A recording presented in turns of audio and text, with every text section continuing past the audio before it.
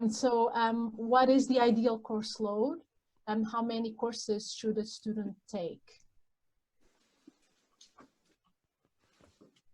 Go ahead, Karen. Oh, okay, sure.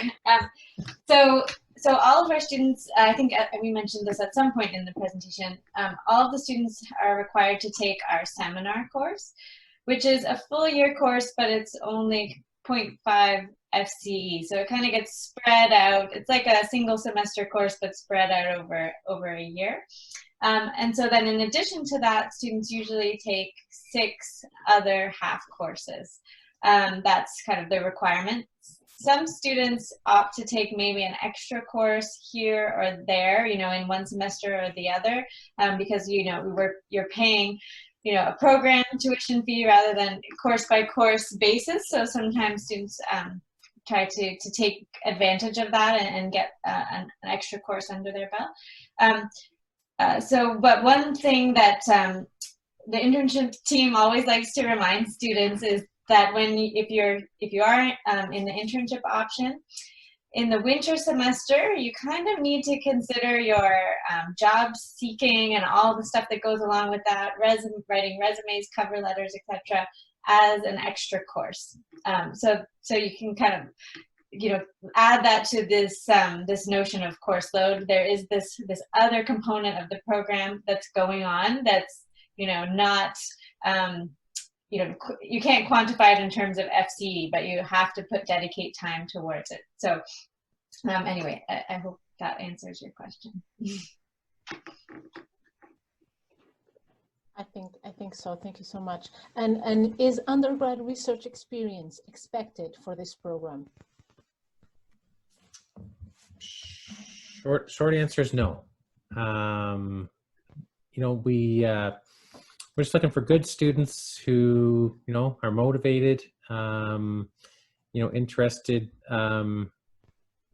not just in research, but in a career in environmental science. So it's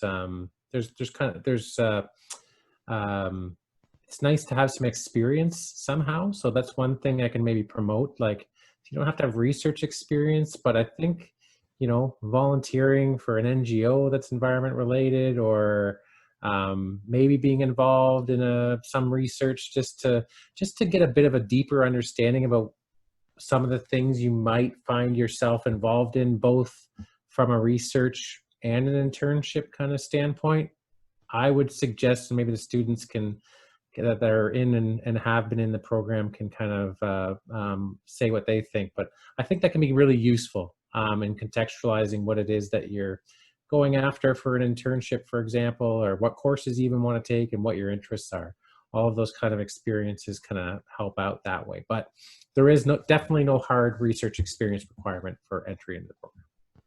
Okay, thank you so much. And perhaps for Julie, this one, how many students are in this program typically? Julie, you're muted.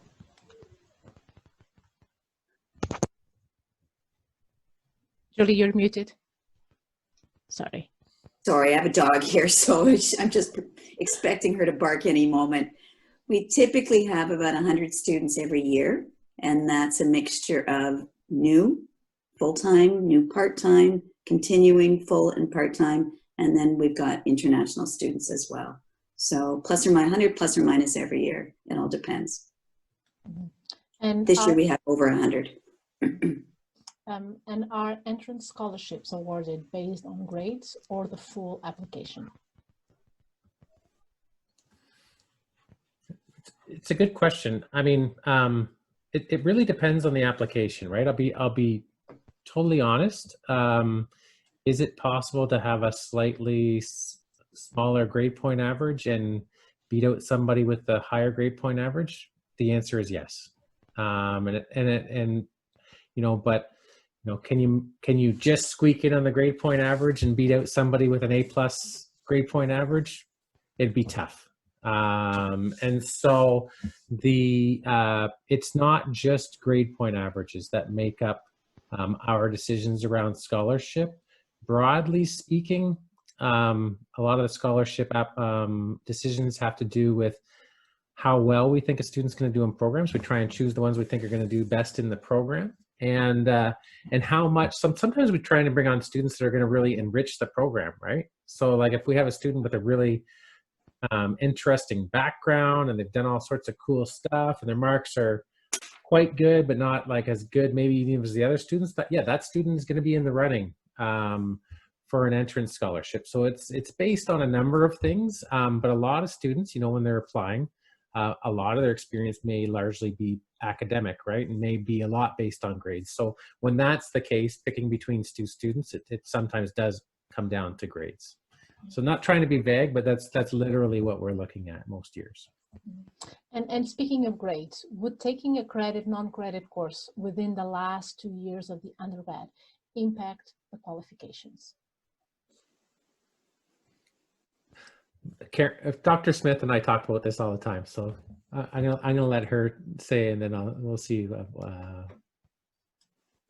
So when we're looking at applications that have credit, no credit courses in the last 2 years, it is a little bit of maybe, we don't like it. Let's put it that way. I guess we just, if you're serious about going to graduate school, making that choice of credit, no credit is not something that you should be doing in your last year. Now, we do have the, this cover letter component of the application.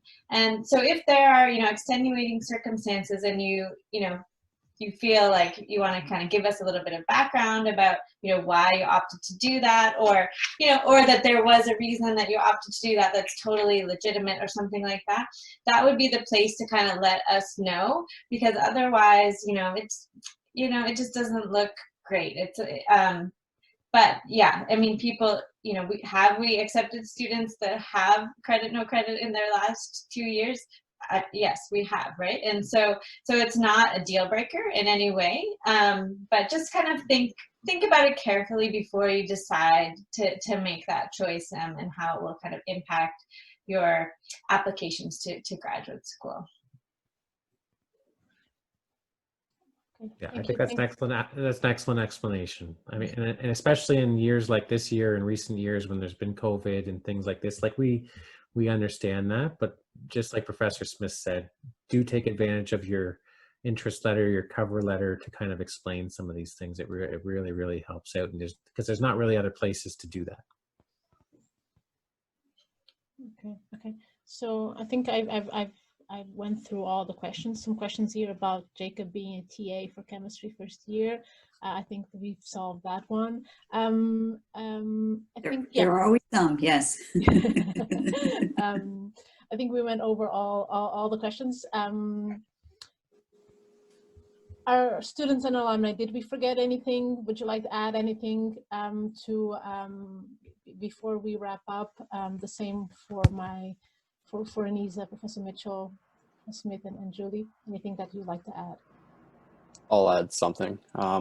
If you plan on applying for TAing, consider it as a separate full-time course. Yes. Because it is a significant amount of work and time that you have to put aside outside of your other courses. Thank you. Thanks, Jacob. So maybe just like one other thing I would reiterate, I think Gisela mentioned this, but as Carl said, let's take the mystery out of this application process.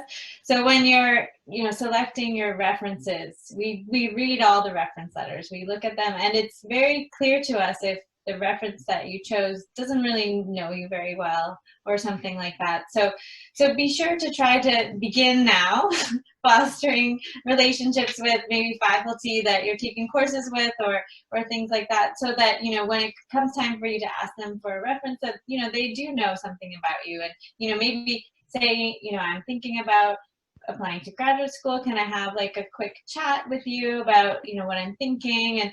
And because in a way, if the reference doesn't really know you and they write a reference letter for you, it doesn't help us to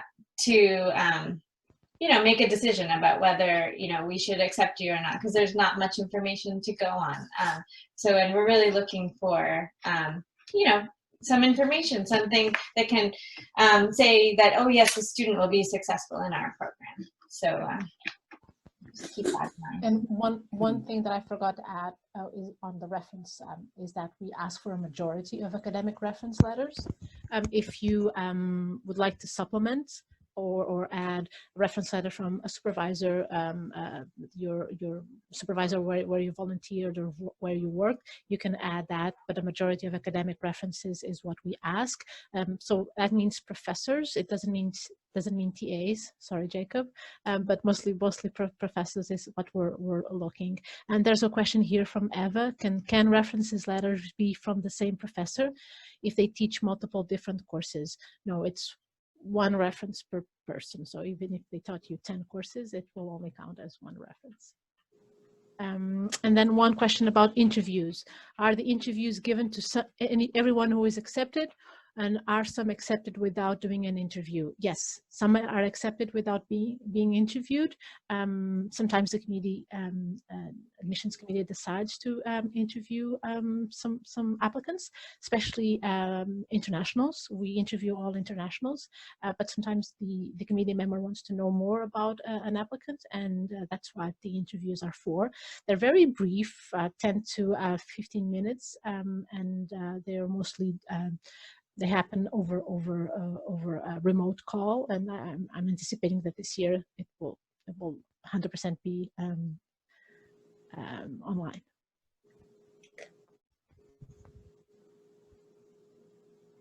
Maybe I'll just reiterate, like when we do interviews, it's usually because there's something unclear that we want to ask about, like, you know, the non-credit kind of question is a good one. Like, let's say you had like quite good marks, but all of a sudden there's like 4 credit, non-credit courses or something in your 4th year, and you don't say anything about your cover letter.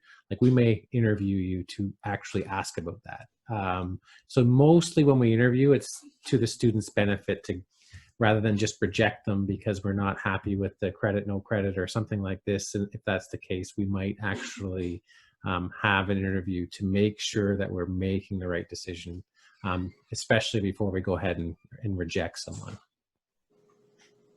Okay. Another question, for a student pursuing geosciences, is there a particular field best suited for them? Yep, Taz.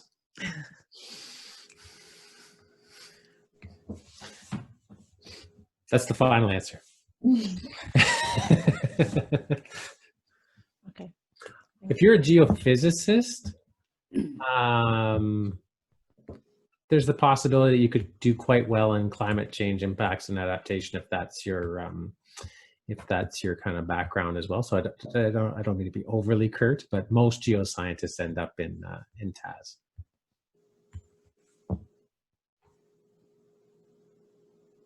Would having one professor as references and 2 internship supervisors be acceptable, or do most have to be academic?